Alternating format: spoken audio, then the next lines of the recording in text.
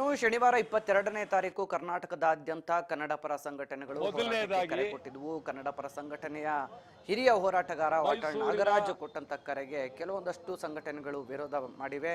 ಇನ್ನು ಕೆಲವೊಂದಷ್ಟು ಕಡೆ ಬಸ್ ಚಾಲಕರು ಮತ್ತು ನಿರ್ವಾಹಕರು ಮಾತ್ರ ಖಾಸಗಿ ಶಾಲೆಗಳಾಗಿರ್ಬೋದು, ಆಸ್ಪತ್ರೆ, ಮೆಡಿಕಲ್ ಶಾಪ್ಗಳಲ್ಲಿ ಕೂಡ ಸದ್ಯ ಹಾಲು ಅಗತ್ಯ ವಸ್ತುಗಳು ಸಿಗುತ್ತೆ, ಅದು ಎಮರ್ಜೆನ್ಸಿ ಏನೇನು ಸರ್ವಿಸ್ ಇದೆ ಅದನ್ನೆಲ್ಲ ಕೂಡ ಕೊಡ್ತೀವಿ ಅಂತ ಹೇಳ್ತಾ ಇದ್ದಾರೆ. ಇಲ್ಲಿ BMTC KSRTC ನೌಕರರ ಬೆಂಬಲ ಇದೆ, ಆದ್ರೆ ಬಸ್ಗಳು ರೋಡ್ ಅಲ್ಲಿ ಓಡಾಡ್ತವೆ. ಕೆಲ ಸಿನಿಮಾ ಥಿಯೇಟರ್ಗಳಲ್ಲಿ ಕೂಡ ಚಿತ್ರಮಂದಿರ ಅನ್ನುವಂಥದ್ದು ಒಂದ್ ಕಡೆ ಆದ್ರೆ ಒಂದ್ ಕಡೆ ಬಂದ್ ಮಾಡ್ತೀವಿ ಅಂತ ಕೂಡ ಹೇಳ್ತಾರೆ. ಮಿಶ್ರ ಪ್ರತಿಕ್ರಿಯೆ ವ್ಯಕ್ತವಾಗ್ತಾ ಇದೆ. ಹೋಟೆಲ್ ಸಂಘಟನೆ, ಮಾಲು, ಬೇಕರಿ ಇವೆಲ್ಲ ಕೂಡ ಬಂದ್ ಮಾಡಬೇಕು ಅಂತಿದ್ರು ಕೂಡ ನಾವು ನೈತಿಕ ಬೆಂಬಲವನ್ನು ಕೊಡ್ತೀವಿ, ಆದ್ರೆ ಮುಂಗಟ್ಟುಗಳನ್ನ ಬಂದ್ ಮಾಡೋದಿಲ್ಲ ಅಂತ ಹೇಳಿ ಕೆಲವರು ಏನು 50-50 ಕನ್ನಡಿಗರ ಪೂರ್ಣ ಪ್ರಮಾಣದ ಬೆಂಬಲ ಸಿಕ್ಕಿಲ್ಲ. ವಾಟಾಳ್ ನಾಗರಾಜ್ ಅವರು ಬಂದ್ಗೆ ಕರೆ ಕೊಟ್ಟಿದ್ದು ನಾನು ಬಂದ್ ನಡೆಸ್ತೀನಿ ಅಂತ ಹೇಳಿದ. ಮೊದಲನೇದಾಗಿ ಮೈಸೂರಿನ ಮಾಧ್ಯಮದವರಿಗೆ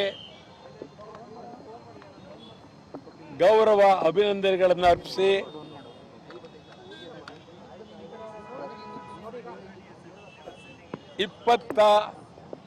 ಎರಡನೇ ತಾರೀಕು ಸಮಗ್ರ ಕನ್ನಡಿಗರಿಗಾಗಿ, ಕನ್ನಡಕ್ಕಾಗಿ, ಕರ್ನಾಟಕಕ್ಕಾಗಿ ಕರ್ನಾಟಕ ಬಂದ್. ನೀವು ನಮಗೆ ಸಂಪೂರ್ಣ ಬೆಂಬಲ ಕೊಡಬೇಕು. ನಮಗೆ ಅಂದರೆ ಕನ್ನಡಿಗರಿಗೆ, ಕನ್ನಡಿಗರ ಗೌರವಕ್ಕೆ, ಕನ್ನಡಿಗರ ಸ್ವಾಭಿಮಾನಕ್ಕೆ ಈ ಬಂದು ಕನ್ನಡಿಗರ ಬಂದು.